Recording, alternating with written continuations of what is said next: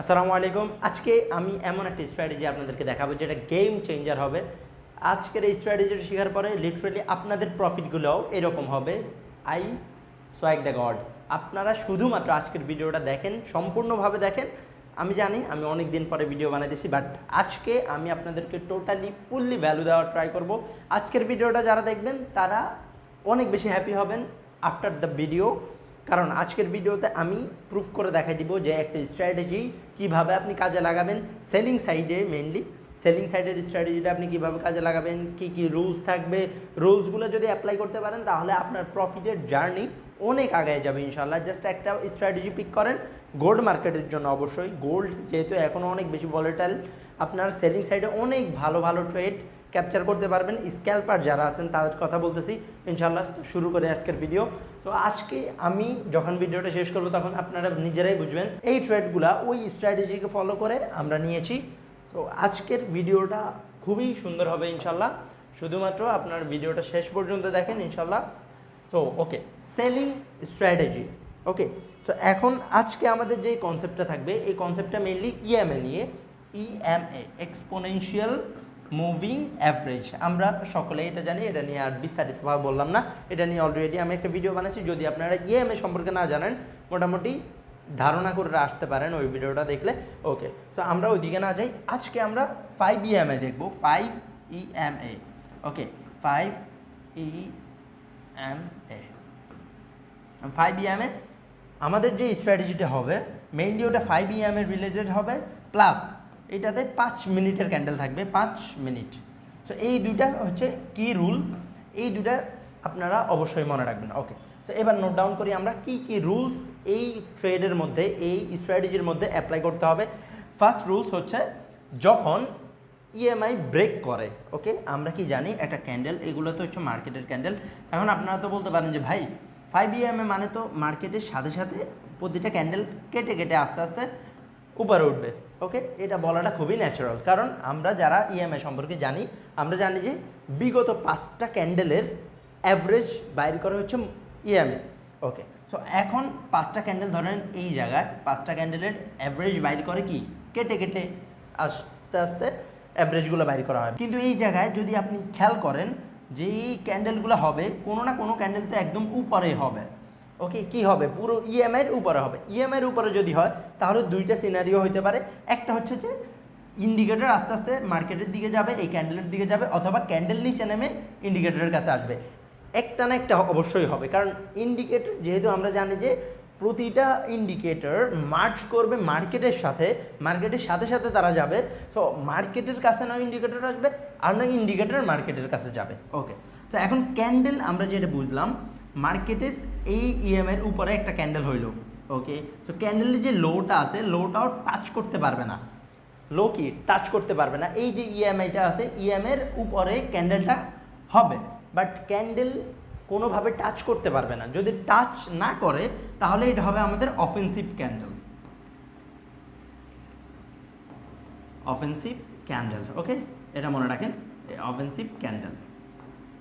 ওকে, so আমরা একটা offensive candle যদি পাই তাহলে তাহলে এর পরের ক্যান্ডেলগুলো আমরা লক্ষ্য করব। এর পরের ক্যান্ডেল যদি দেখেন যে সেমভাবে উপরের দিকে হয়েছে তাহলে পরের ক্যান্ডেলটা হবে অফেন্সিভ ক্যান্ডেলস। এরপরে যদি আবার দেখেন উপরে হচ্ছে তাহলে পরের ক্যান্ডেলটা হবে অফেন্সিভ ক্যান্ডেলস। সো এইরকম করে যতগুলো উপরে ক্যান্ডেল হবে, যদি উপরে ক্যান্ডেল হয় তাহলে অফেন্সিভ ক্যান্ডেলস। কখন আমরা ট্রেডটা পাবো যখন রিভার্স করবে। এই ট্রেডিং স্ট্র্যাটেজি যেটা আছে এটা মেইনলি রিভার্সালের স্ট্র্যাটেজি। এখন রিভার্সাল কিভাবে আমরা বুঝবো? ওকে, আমরা একটু মুছি, এটা একটু দেখাই। ওকে, মার্কেট একটু পরে আমি প্র্যাকটিক্যাল দেখাবো, এখন জাস্ট থিওরিটা দেখাইতেছি, একটু পরে আমি প্র্যাকটিক্যাল দেখাবো। কারণ এইরকম উপরে গেছে, জাস্ট কেটে কেটে প্রতিটা ক্যান্ডেল কেটে কেটে মার্কেট উপরে যাচ্ছে। ইএমআই কিন্তু এটা এই যে লাইনটা আছে এটা কি ইএমএ, এক্সপোনেনশিয়াল মুভিং অ্যাভারেজ, কেটে কেটে উপরে যাচ্ছে। এরপরে আমরা একটা ক্যান্ডেল পাইলাম যেটা লো টাচ করলো না, মার্কেটে জাস্ট এইভাবে হইলো। ডাজেন্ট ম্যাটার এটার কালার কি, এটার কালার হইতে পারে বাইং, হইতে পারে সেলিং। ওকে, হইতে পারে রেড, হইতে পারে গ্রিন, ডাজেন্ট ম্যাটার, কোনো সমস্যা নেই। সো কিন্তু একটা বিষয় খেয়াল রাখতে হবে যে ইএমএর উপরে হইতে হবে, ইএমএর উপরে হইতে হবে ভাই, এটা অবশ্যই খেয়াল রাখতে হবে। এইটা যদি টাচ না করে তাহলে এটা হবে আমাদের কি অফেন্সিভ ক্যান্ডেলস ওকে। এর পরের ক্যান্ডেলটা যদি টাচ করে তাহলে আমাদের মেইন ক্যান্ডেল অফেন্সিভ কোনটা থাকবে, এটা থাকবে।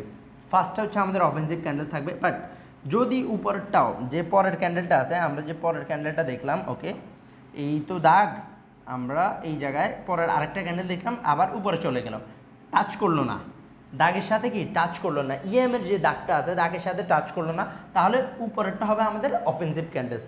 আশা করি ক্লিয়ার করতে পারছি। সো এই একটা কনসেপ্টটা আপনারা ক্লিয়ার হয়েছেন। কারণ মার্কেট তো আর সারা জীবন উপরে যাবে না, এটা আমরা যারা মার্কেটে অলরেডি আছি আমরা সবাই জানি মার্কেট জীবনেও সারা জীবন উপরে যাবে না। এবার কি হবে, এই যে ক্যান্ডেলটা আছে এই ক্যান্ডেলটা একটা লো আছে, এই ক্যান্ডেলের কি একটা লো আছে না, যে ক্যান্ডেলটা উপরে আছে অফেন্সিভ ক্যান্ডেলসের একটা লো আছে। সো এই ক্যান্ডেলের লো ব্রেক করার পরে আমরা এন্ট্রি করতে পারবো। ক্লিয়ার করতে পারছি? ওকে, আশা করি আপনারা মোটামুটি হইলেও ক্লিয়ার হয়েছেন। মার্কেট উপরে যাচ্ছে, উপরে যাওয়ার পরে ধরেন এই একটা ইএমএল লাইন, মার্কেট এরকম করে কেটে কেটে উপরে যাচ্ছে প্রতিটা ক্যান্ডেল। এই জায়গায় একটা ক্যান্ডেল হইলো, আমরা এইটার অফেন্সিভ ক্যান্ডেলস মানলাম ওকে। বাট এর পরের ক্যান্ডেলটা আবার উপরে হয়ে গেল, কোনো সমস্যা নাই, তাহলে আমাদের এইটা হচ্ছে আমাদের অফেন্সিভ ক্যান্ডেলস। তো অফেন্সিভ ক্যান্ডেলসের লো হচ্ছে এইটা, এটা কি লো। আবার নিচে যদি এইটা আমরা অফেন্সিভ ক্যান্ডেল ধরি তাহলে এটা লো হচ্ছে এটা। ফার্স্টে যখন এই লোটা হয়েছে তখন আমরা ধরবো শুধুমাত্র এইটা ওকে। বাট সেকেন্ডটাও যখন বুলিশ হয়েছে তখন আমরা ধরবো এইটার লো ওকে। তো এরপরে মার্কেট বিয়ারিশ ক্যান্ডেল দিয়ে এই লোটা যখন ব্রেক করবে, এই লোটা হালকা একটু ব্রেক করলে আমাদের ট্রেড হবে এই জায়গায় এন্ট্রি। এটা হচ্ছে আমাদের কি এন্ট্রি পয়েন্ট। ক্লিয়ার করতে পারছি? এটা হচ্ছে আমাদের কি এন্ট্রি পয়েন্ট ওকে। সো এইটা যদি আমাদের এন্ট্রি পয়েন্ট হয়, আমাদের এক্সিট পয়েন্ট কি হবে, মিনিমাম 1:2 1:3 1:2 to 1:3। এটা হচ্ছে আমাদের একদম মিনিমাম টার্গেটেড রেশিও। এটা কিন্তু স্ক্যাল্পিংয়ের জন্য বলতেছি, স্ক্যাল্পিংয়ে এটা খুবই ভালো কাজ করে ভাই, বিশ্বাস করবেন না। আপনাদেরকে যখন আমি প্র্যাকটিক্যালি দেখাবো তখন আপনারা বিশ্বাস করবেন। স্ক্যাল্পিংয়ে এই স্ট্র্যাটেজিটা খুবই ভালো কাজ করবে, যারা গোল্ডে ট্রেড করেন তাদের জন্য খুবই খুবই খুবই হেল্পফুল একটা স্ট্র্যাটেজি। জাস্ট আমরা থিওরিটা মোটামুটি ক্লিয়ার করতে পারছি, আমি আর একবার দেখাবো, এরপরে আমরা ডাইরেক্ট মার্কেটে সুইচ করব, মার্কেটে দেখাবো আপনাদেরকে যে স্ট্র্যাটেজিটা কীভাবে হয় ওকে। সো এই হচ্ছে আমাদের ইএমের একটা লাইন, প্রতিটা ক্যান্ডেলকে কেটে কেটে উপরের দিকে যাবে ওকে। সো এখন এই জায়গায় একটা ক্যান্ডেল আমরা পাইছি একটু উপরে জাস্ট একটা ক্যান্ডেল পাইছি আমরা। এই ক্যান্ডেলটা হচ্ছে আমাদের অফেন্সিভ ক্যান্ডেলস, যেটা লো ইএমের সাথে টাচ করে নাই, যেটা লো ইএমের সাথে টাচ করে নাই সেটা হচ্ছে আমাদের অফেন্সিভ ক্যান্ডেলস। অফেন্সিভ ক্যান্ডেলের পরে আমরা স্বাভাবিকতা কি দেখতেছি, মার্কেট আরও উপরে যাচ্ছে নাকি আরও নিচে যাচ্ছে ওকে। সো এই জায়গা থেকে মার্কেট দুইটা সিনারিও হতে পারে মার্কেট উপরে যাবে, হতে পারে মার্কেট নিচে যাবে। যদি মার্কেট উপরে যায় তাহলে এইটা আমাদের অফেন্সিভ ক্যান্ডেলস আর থাকবে না, এইটা হবে আমাদের অফেন্সিভ ক্যান্ডেল ওকে। সো এইটা হবে আমাদের কি অফেন্সিভ ক্যান্ডেল। এরপর মার্কেট তো সারা জীবন উপরে যাবে না, আমরা সবাই জানি, নয় ইন্ডিকেটর এই দিকে আসবে অথবা মার্কেট নিচে যাবে ওকে। সো এখন এই জায়গায় আমাদের লো কোনটা, অফেন্সিভের লো হচ্ছে এই জায়গায়, অফেন্সিভ ক্যান্ডেলের লোটা হচ্ছে এই ক্যান্ডেলের এই জায়গায়। এরপরে মার্কেট এই জায়গা থেকে রেড ক্যান্ডেল বানাইলো একটা অথবা দুইটা রেড ক্যান্ডেল বানায় এই লোটা ব্রেক করছে, জাস্ট এই লোটা ব্রেক করছে। এখনও ইএমএ কিন্তু পৌঁছায় নাই, সমস্যা নাই, ইএমএ যদি পৌঁছায়ও তাহলেও কোনো সমস্যা নাই। জাস্ট এই লোটা ব্রেক করছে, আপনারা এই জায়গায় এন্ট্রি নেবেন, এন্ট্রি আমরা এই জায়গায় নিব।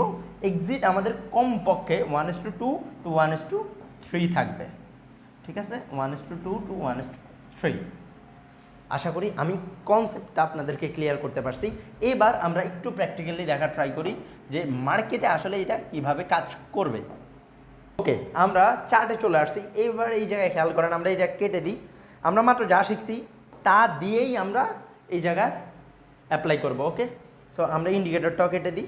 ইন্ডিকেটর আপনারা এই জায়গায় যাবেন, ইএমএ লিখে সার্চ করবেন, এক্সপোনেনশিয়াল মুভিং অ্যাভারেজ EMA ওকে। জাস্ট এই জায়গায় ক্লিক করবেন, এক্সপোনেনশিয়াল মুভিং অ্যাভারেজ হয়ে গেছে, এক্সপোনেনশিয়াল মুভিং অ্যাভারেজ এই জায়গায় কি প্লট হয়ে গেছে ওকে। সো এবার আপনি জাস্ট ইএমএতে যাবেন, ইএমএতে সেটিংসে যাবেন, লেন্থের জায়গায় আপনারা জাস্ট 5 দেবেন, কত দিবেন 5, ওকে শেষ হয়ে গেছে, আর কোনো কাজ নেই। আমরা লেন্থে 5 দিছি এবং ইএমএ প্লট করছি, এতটুকু হচ্ছে আমাদের ফার্স্ট ওয়ার্ক। এবার আমরা এই জায়গায় ট্রেড খুঁজবো, আমাদের মেইন টার্গেট কি, আমরা সেলিং সাইডে ট্রেড খুঁজবো।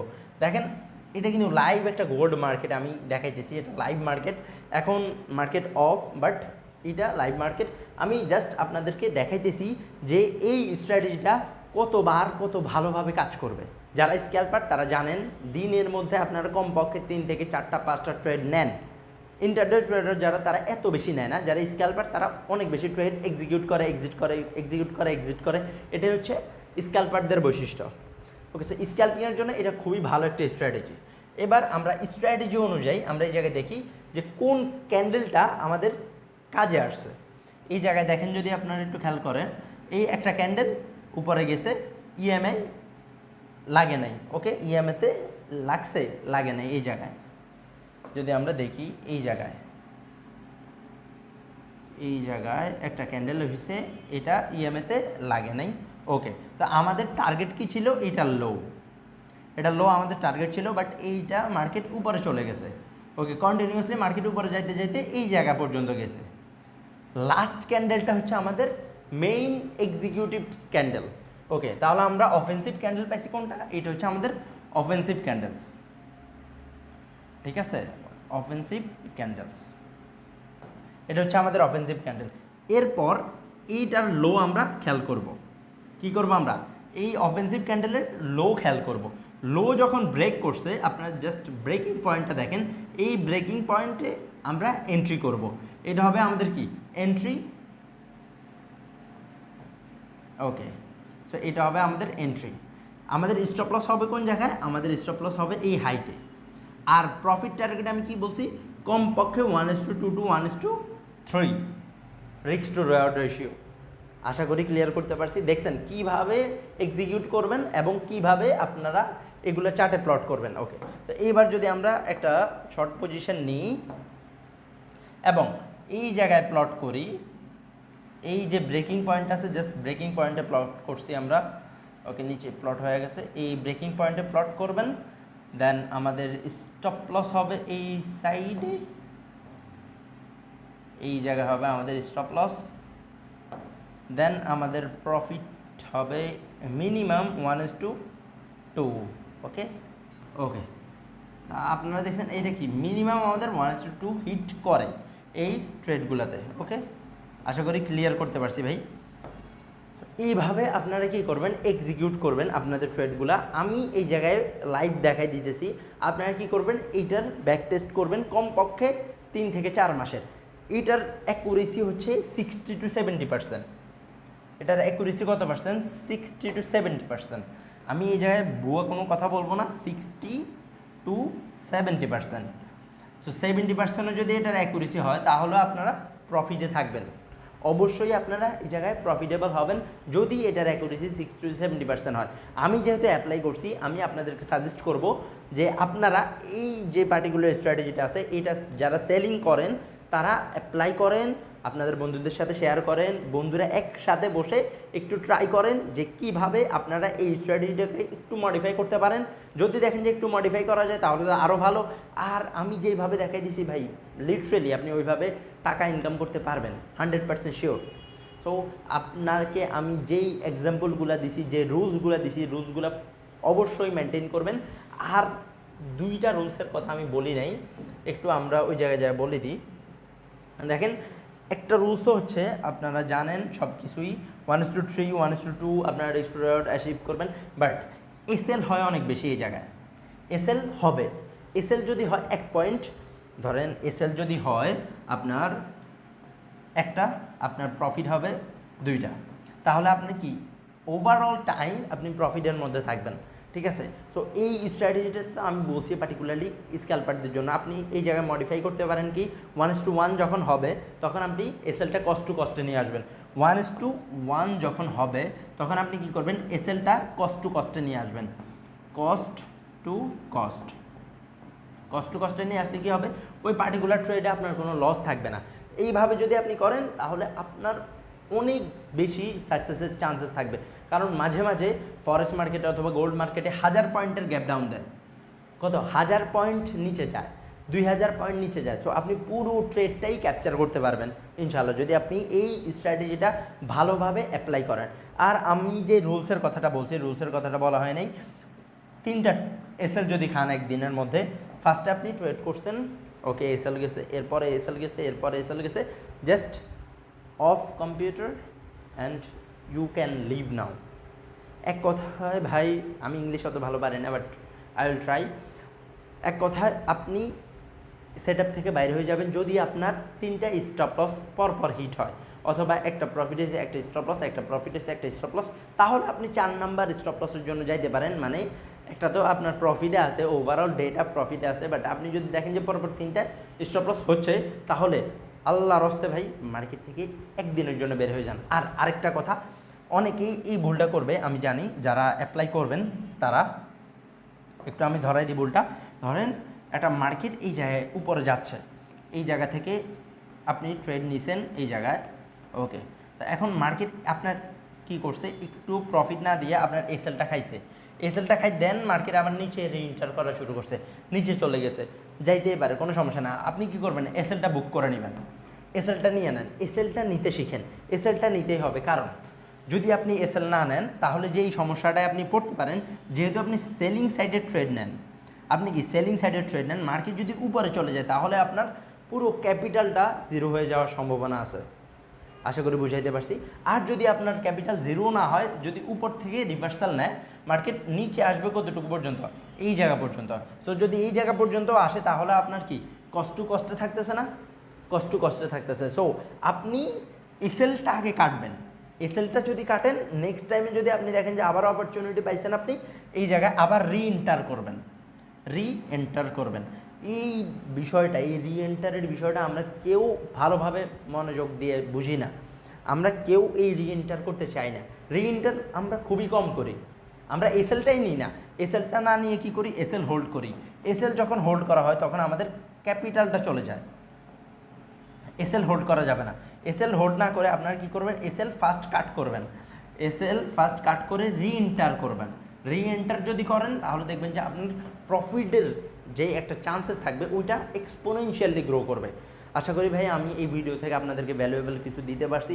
যদি আমি ভ্যালুয়েবল কিছু না দিতে পারি, তাহলে আমি আপনাদের সময় নষ্ট করছি, আমি অত্যন্ত দুঃখিত আপনাদের ভ্যালুয়েবল টাইমটা নষ্ট করার জন্য। আপনারা প্রয়োজনে আমাকে গালিগালাজ করতে পারেন, কোনো সমস্যা নাই, বাট আমি আপনাদেরকে বলবো যে এই স্ট্র্যাটেজিটা খুবই পাওয়ারফুল। এইটা দিয়ে আমি পার্সোনালি টাকা মেক করছি, এই জন্যই আমি আপনাদেরকে সাজেস্ট করব যে সেলিং সাইডে আপনি অনেক ভালো ট্রেড পাবেন। অবশ্যই ব্যাক টেস্ট করবেন, তারপরেই রিয়েল মার্কেটে ট্রেড করবেন। ধন্যবাদ ভাই, সবাই ভালো থাকবেন, দেখা হচ্ছে আগামী ভিডিওতে। আসসালামু আলাইকুম রহমতুল্লাহি আ বারাকাতুহু।